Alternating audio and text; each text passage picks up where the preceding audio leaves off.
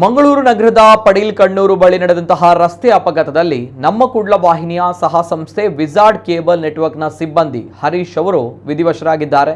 ಅವರಿಗೆ 45 ವರ್ಷ ವಯಸ್ಸಾಗಿತ್ತು.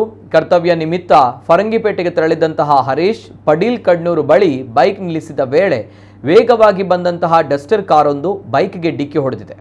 ಮಹಿಳೆಯೊಬ್ಬರು ಕಾರು ಚಲಾಯಿಸ್ತಾ ಇದ್ದು ಬೈಕ್ಗೆ ಡಿಕ್ಕಿ ಹೊಡೆದ ಬಳಿಕ ಅಲ್ಪ ದೂರ ಚಲಿಸಿದ ಕಾರಣ ಬೈಕ್ ಸಹಿತ ಹರೀಶ್ ಕಾರಿನಾಡಿಗೆ ಸಿಲುಕಿಕೊಂಡಿದ್ರು.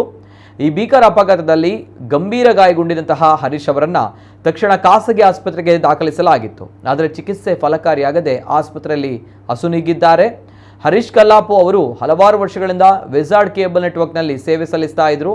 ಮಂಗಳೂರು ದಕ್ಷಿಣ ಸಂಚಾರಿ ಪೊಲೀಸರು ಸ್ಥಳಕ್ಕೆ ಆಗಮಿಸಿ ಪರಿಶೀಲನೆ ನಡೆಸಿದ್ದು ಪ್ರಕರಣ ದಾಖಲಿಸಿಕೊಂಡು ತನಿಖೆ ನಡೆಸ್ತಾ ಇದ್ದಾರೆ. ಅಗಲಿದ ಸಿಬ್ಬಂದಿಗೆ ನಮ್ಮ ಕುಡ್ಲ ವಾಹಿನಿಯ ನಿರ್ದೇಶಕರು ಹಾಗೂ ಸಿಬ್ಬಂದಿಯವರು ಸಂತಾಪ ಸೂಚಿಸಿ ಕುಟುಂಬಸ್ಥರಿಗೆ ಸಾಂತ್ವನ ಹೇಳಿದ್ದಾರೆ. ಮೃತ ಹರೀಶ್ ಅವರು ಪತ್ನಿ ಮತ್ತು 2 ಪುತ್ರರನ್ನ ಅಗಲಿದ್ದಾರೆ.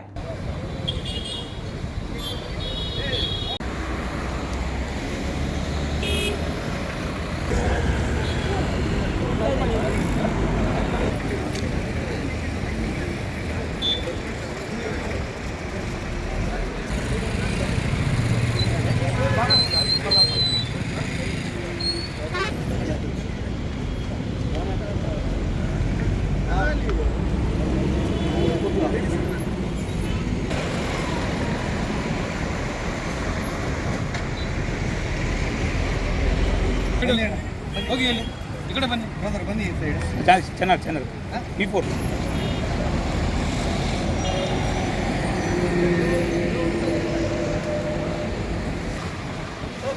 ಸರ್